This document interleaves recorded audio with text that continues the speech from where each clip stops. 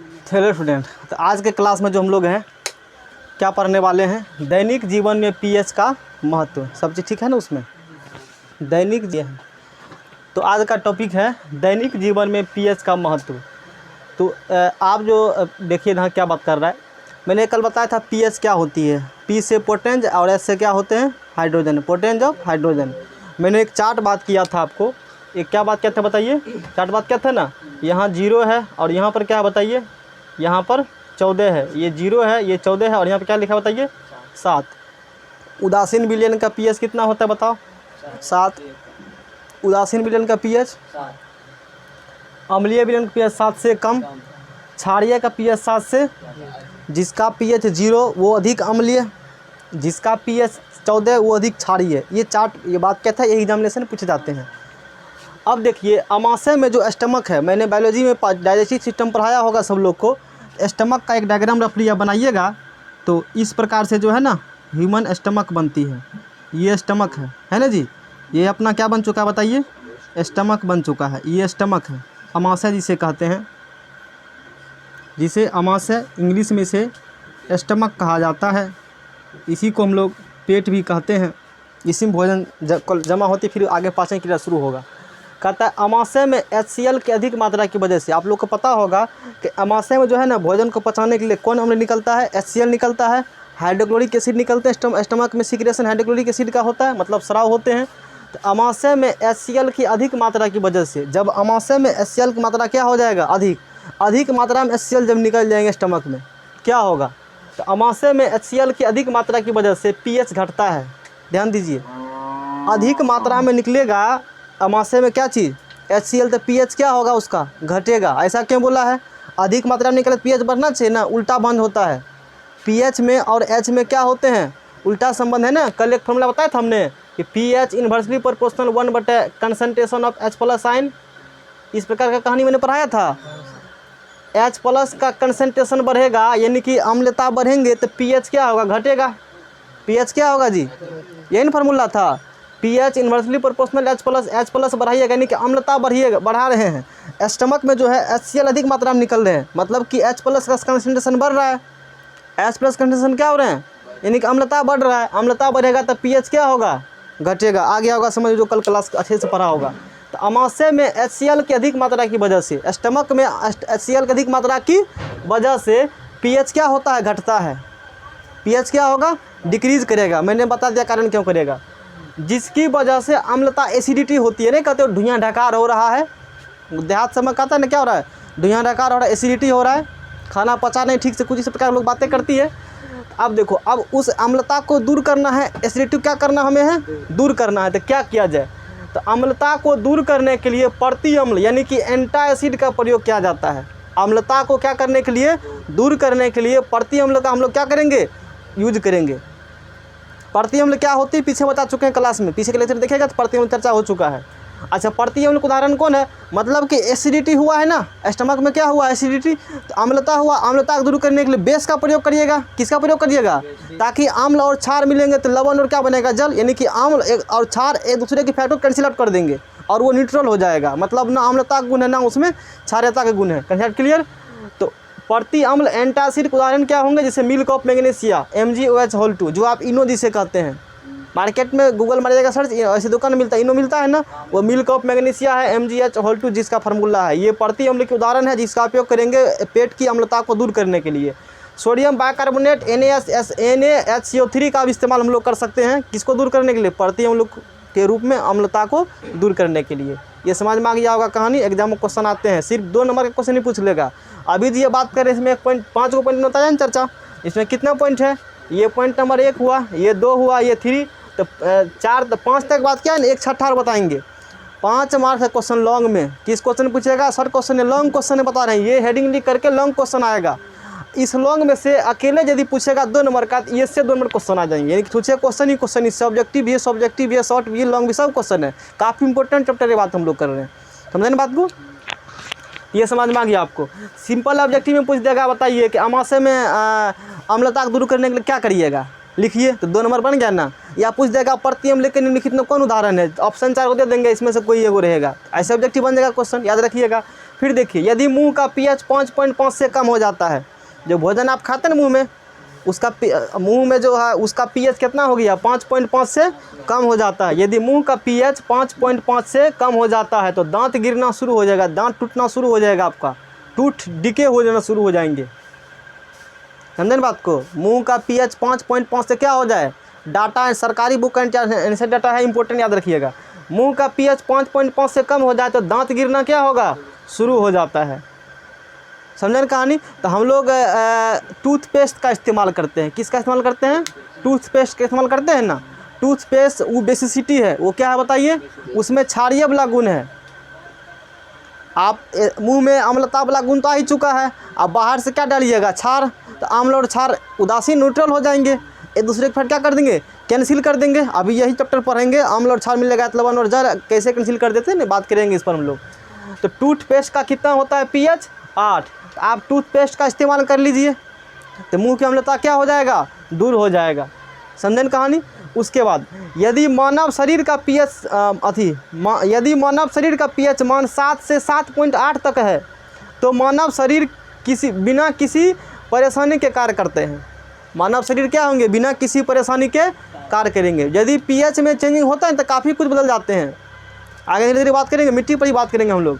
मानव शरीर का pH मान 7 से कितना तक हो, 7.8 इस रेंज में pH मान हो, मतलब एकदम उदासीन के केस में थोड़ा सा अधिक बेसिसिटी वाला गुण आ गया तो ठीक है, तो अच्छे से शरीर क्या करेंगे, बिना किसी परेशानी के कार्य करेंगे। यदि इस pH रेंज में कुछ चेंजिंग करिएगा तो मानव शरीर पर भी इसका क्या पड़ेगा, इफेक्ट पड़ेगा। तो मानव शरीर भी एक फिक्स्ड pH के बीच कार्य करता है। समझे ना बात को, जो कि कितना है, 7 से 7.8 है। उसके बाद देखिए अम्लीय जीव जंतु भी जो हैं और मिट्टी सब जो हैं एक खास pH के बीच ही अच्छे से काम कर पाते हैं। यदि pH में आप चेंजिंग करिएगा तो इस पर भी क्या होगा, इसका इफेक्ट देखने के लिए मिलेगा। जैसे देखिए अम्लीय वर्षा की वजह से एसिड रेन होगा, अम्लीय वर्षा होगा। अम्लीय वर्षा का pH कितना होता है, कब होगा अम्लीय वर्षा, लेस देन इक्वल 5.6 हो, तभी बताए थे।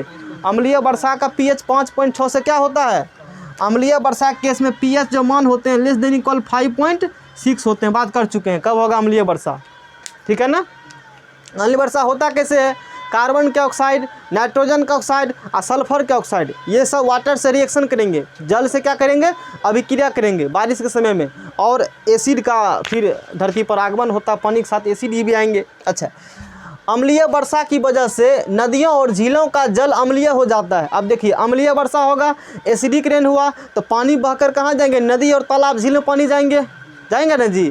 तो नदी तालाब का अम्लता वाला गुण क्या होगा, बढ़ जाएगा, क्योंकि उसमें अम्लीय वर्षा के साथ अम्ल आ चुका है ना। तो नदी तालाब में अम्ल का गुण क्या हो चुका है, बढ़ चुका है।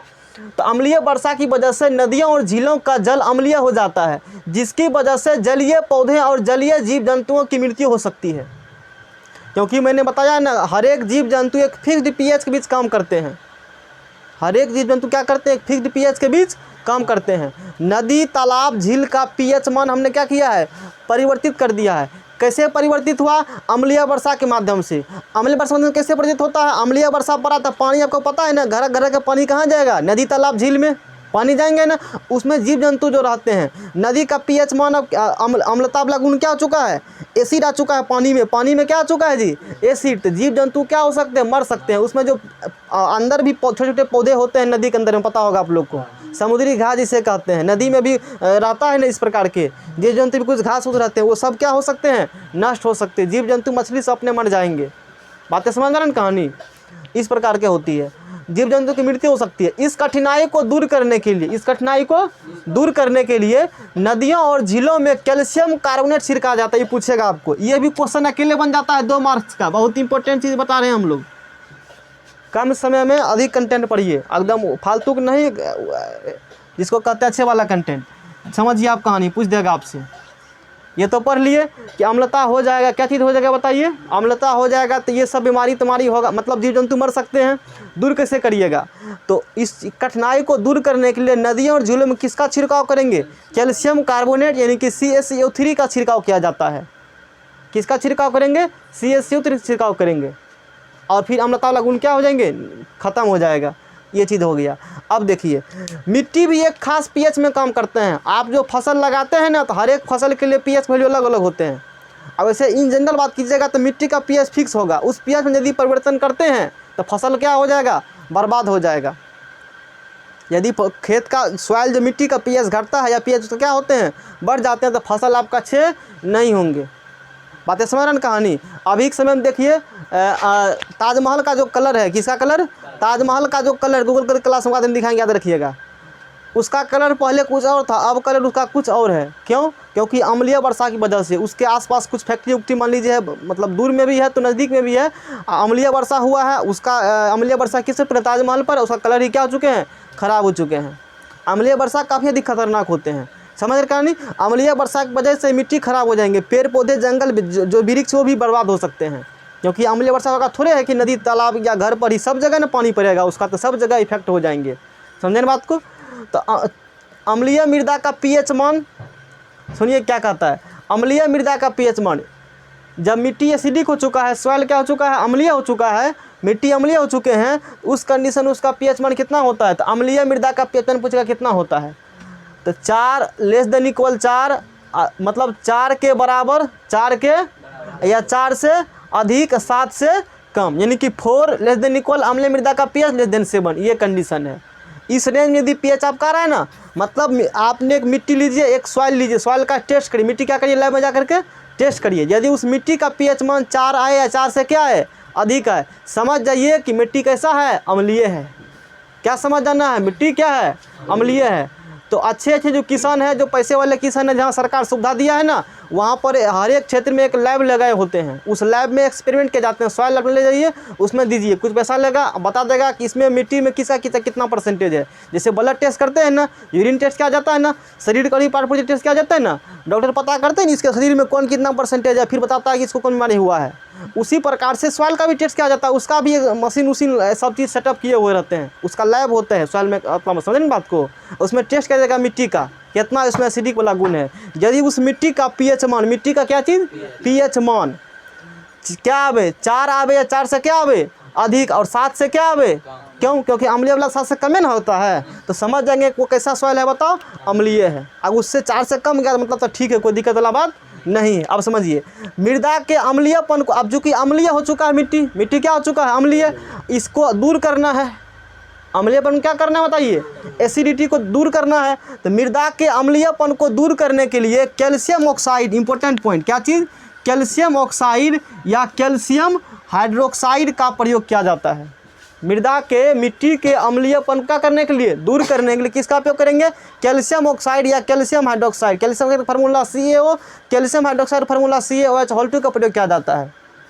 कहने के लिए 10th है, लेकिन पूरा कम्पिटिशन प्रो नोट्स मैंने दे रहे हैं, मतलब उस प्रकार से हम लोग काम कर रहे हैं, याद करिएगा सब लोग, आगे बहुत आप लोग को रास्ता आसान हो जाएगा।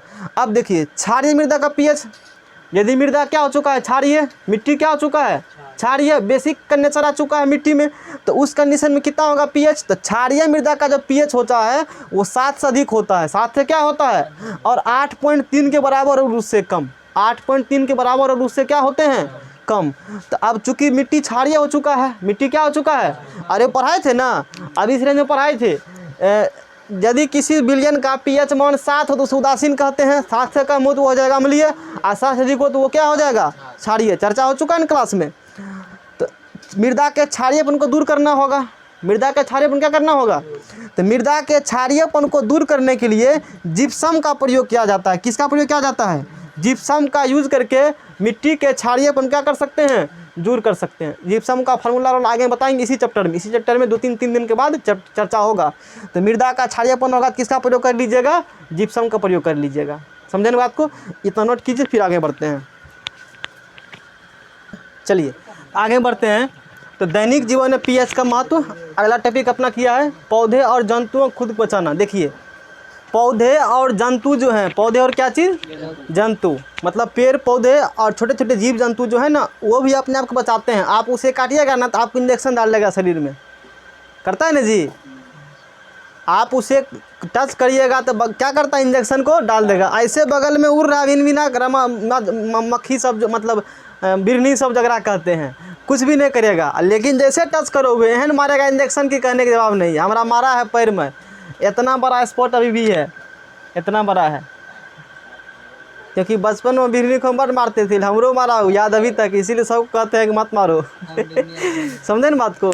सतर्क हो रहिएगा। देखिए क्या करता है, कहता है लाल चींटी के डंक में वह बिरनी, लाल चींटी के, अरे बिरनी के काफ़ी कई टाइप से है ना, वह में एगो मौद होता है, एगो बिरनी है, एगो छोटकी मौद, एगो बड़की मौद, अलग अलग टाइप के चींटी होती है ना काटने वाला डंक वाला, जिसमें जहर कुछ पॉइजन टाइप से होती है। जहर तो नहीं, वो अम्ल हैं, उसमें क्या होते हैं, अम्ल पाए जाते हैं, बात करेंगे।